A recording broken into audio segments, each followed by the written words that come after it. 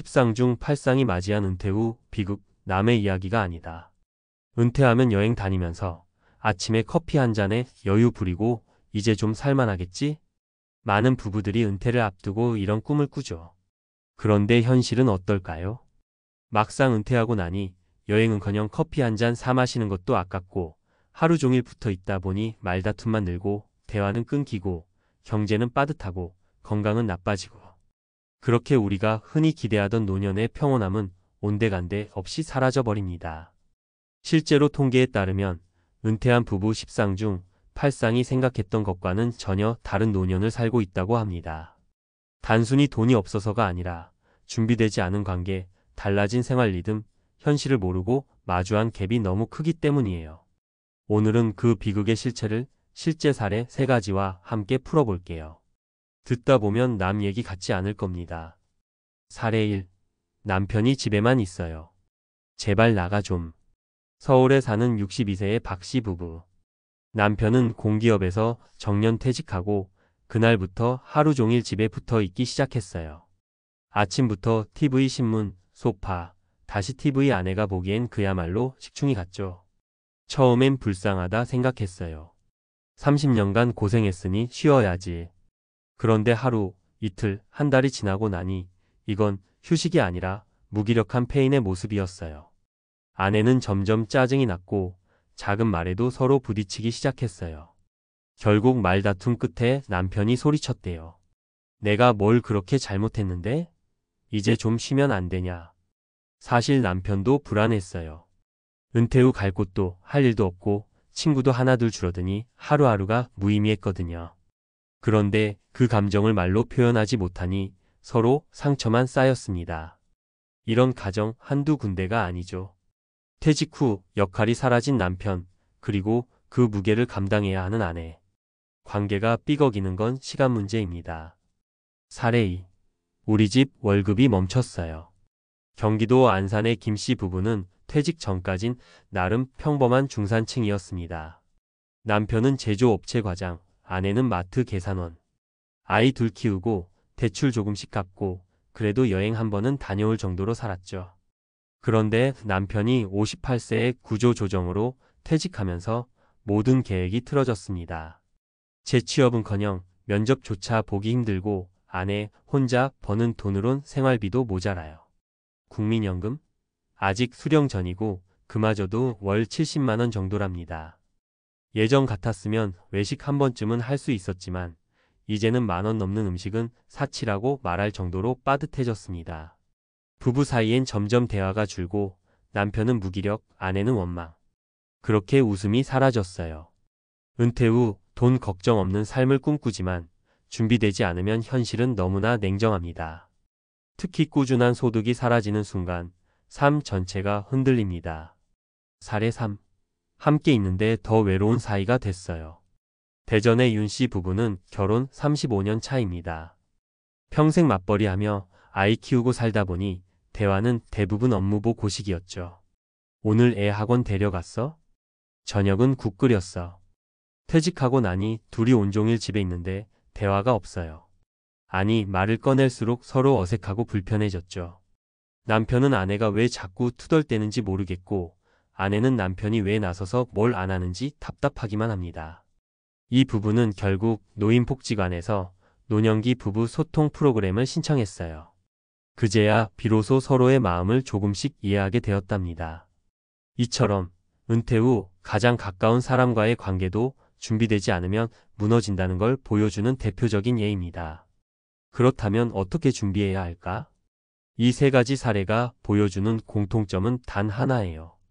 은퇴 후의 삶은 돈, 일, 관계까지 전방위적인 준비가 필요하다는 겁니다. 단순히 돈만 모은다고 해결되는 것도 아니고 일만 찾는다고 삶의 의미가 생기는 것도 아닙니다. 그렇다고 부부가 함께 있다고 행복이 자동으로 찾아오지도 않아요. 은퇴는 새로운 출발이고 그 출발선에 제대로 서기 위해선 아래 3가지를 꼭 기억해야 합니다. 1. 돈보다 중요한 건 소득 흐름. 은퇴 자금만 쌓아두는 시대는 지났습니다. 이제는 작게라도 꾸준히 벌 수 있는 구조가 필요해요. 유튜브든 소규모 사업이든 부업이든 간에 내 통장에 매달 들어오는 돈이 있다는 건 엄청난 안정을 줍니다. 은퇴 후에도 돈이 들어오면 자존감도 살고 부부 관계도 부드러워집니다. 2. 역할 재설정 반드시 필요하다. 집안에서의 역할 분담, 새로운 루틴이 꼭 필요해요. 남편은 퇴직자가 아니라 집안 일꾼 혹은 작은 CEO로 역할을 다시 정의하고 아내 역시 돌봄 제공자가 아닌 파트너로 존중받아야 해요. 3. 대화는 미리 많이. 퇴직 전부터 부부가 함께 우리 노후는 어떻게 살고 싶어? 라는 대화를 자주 해야 해요. 돈 이야기, 일 이야기, 건강 이야기, 삶의 보람에 대해 터놓고 얘기하다 보면 은퇴 후 부딪힐 일도 줄어들고 위기도 함께 이겨낼 수 있게 됩니다. 마무리하며 지금 이 글을 읽는 당신이 50대라면 혹은 은퇴를 막 경험한 60대라면 부디 나만은 아닐 거야 라는 생각은 버리세요. 십상 중 8상이 무너지고 있다는 건 그만큼 준비 없는 은퇴가 흔하다는 뜻입니다. 우리는 더 나은 노후를 살 수 있어요. 준비하고 대화하고 삶을 다시 설계한다면 말이죠. 노후는 고생 끝에 오는 보상이 아니라 또 다른 인생 프로젝트입니다. 지금부터라도 늦지 않았습니다. 당신의 은퇴 후 삶이 비극이 아니라 새로운 행복으로 채워지길 진심으로 바랍니다. 은퇴 후 삶이 무너지는 진짜 이유는 뇌의 변화 때문이다. 뇌과학 심리학 사회학이 알려주는 은퇴 후 행복 전략. 아무것도 안 하는 게 이렇게 힘든 줄 몰랐어요. 은퇴한 사람들 중 대부분이 공통적으로 이렇게 말합니다. 왜 우리는 기다리던 퇴직 후에 허탈하고 공허함을 느낄까요? 그 이유는 뇌의 구조와 호르몬 변화에 있습니다. 1. 뇌는 일을 멈추는 순간 빠르게 퇴화한다. 서울대 뇌인지과학 연구소에 따르면 뇌는 사용하지 않으면 급격히 위축되며 특히 은퇴 직후 뇌의 활성이 30% 가까이 떨어질 수 있다고 해요. 이 중 가장 중요한 부분은 전두엽입니다. 전두엽은 계획, 동기, 감정 조절, 판단력을 담당하는 영역으로 직장 생활에서의 회의, 문제 해결, 인간관계 조정 등을 하며 자극받는 곳이죠. 그런데 은퇴 후 일상에서 도전이 사라지면 이 전두엽은 쓸모없다는 신호를 받아 활동을 줄이게 됩니다. 그 결과 무기력감, 우울감, 기억력 저하가 빠르게 찾아오고 나도 모르게 의욕 없는 무반응 인간이 되어갑니다. 해법은 뇌는 쓰면 강화된다는 가소성 PLASTICITY를 가진 장기입니다. 매일 간단한 목표를 세우고 스스로 수행하는 루틴을 만들면 전두엽이 활성화되고 삶의 활력이 되살아납니다. 매일 오전 9시에 동네 산책 30분, 블로그 글쓰기 500자 같은 루틴만으로도 뇌는 살아납니다. 2. 사회적 역할 상실은 자존감을 무너뜨린다. 사회심리학자인 로버트 레빈 교수는 은퇴를 사회적 죽음 소셜 데스이라고 표현한 적이 있어요. 왜냐하면 대부분의 사람은 자신의 사회적 정체성을 직업에 두고 있기 때문입니다. 나는 교사다. 나는 은행원이다. 나는 대기업 과장이었다. 그런데 은퇴 후 이 직함이 사라지면 마치 내가 쓸모없는 존재가 된 것처럼 느껴지기 쉽죠. 실제로 은퇴 직후 우울증 진단을 받는 비율은 직장인 평균보다 약 3배 이상 높고 자살률 역시 65세 이상이 전 연령대 중 가장 높다는 점도 이를 뒷받침합니다. 해법은 새로운 정체성 만들기. 직업 대신 내가 의미를 느낄 수 있는 정체성을 재정립해야 합니다. 동네 아이들에게 수학을 가르치는 은퇴 멘토. 마을 텃밭을 일구는 주말 농부. 노인정 체육 담당 시니어 트레이너. 사람은 누구나 자신이 필요한 존재라는 걸 느낄 때 자존감이 회복됩니다. 이건 꼭 돈을 벌지 않아도 가능해요. 3. 관계 단절은 건강을 해친다. 하버드대에서 75년간 진행된 성공적인 삶 연구 그랜트 스터디에 따르면 노후의 행복과 건강을 결정짓는 가장 강력한 요소는 좋은 인간관계라고 밝혔습니다.